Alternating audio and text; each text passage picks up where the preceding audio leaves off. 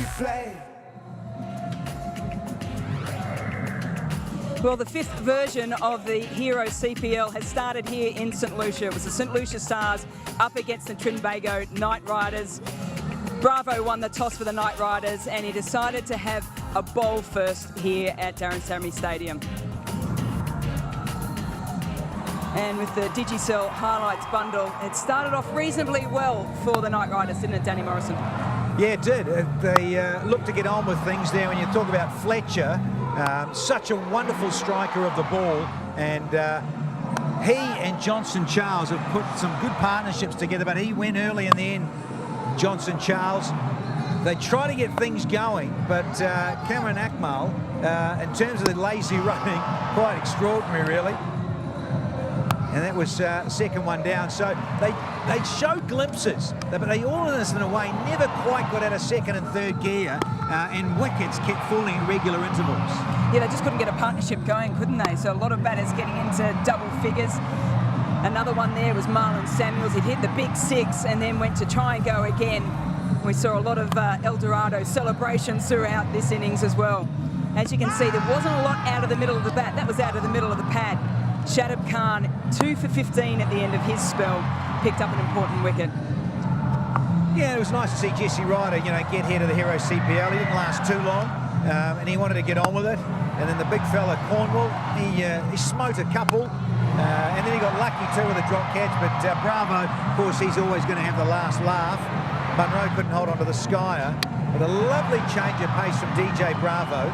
And as you say, they never quite got going, and only could manage 132 for 9 in their turn at bat. Yeah, Taylor, he had a couple over the fence, as did Mayers, but you always felt it was a little bit too little too late.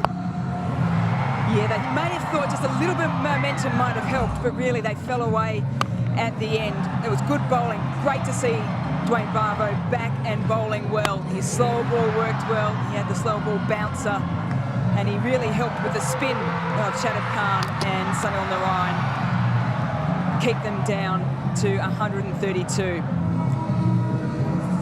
So then in return, though, it didn't start all that well for Brendan McCullum. It was a thick inside edge. He got things going a little bit later. Sunil Narayan went for a golden duck, and really that was about the highlight for the St Lucia Stars. Yeah, very disgruntled Darren Sammy, wasn't he, in terms of how his bowlers went about things. But you've got to take your hats off too to these two Kiwis. McCullum and Munro, it was certainly their show. Anything slightly off, McCullum was in that sort of mood, and so was Munro. Anything slightly off, these two will do this to you all evening, and they did. They went about it in a wonderful fashion, put on over 130, and simply took the game away from the St Lucia Stars, who really didn't have any answer. That's right, they really struggled to take the pace off the ball, did the Stars. They only had Cornwall with his right arm off spin.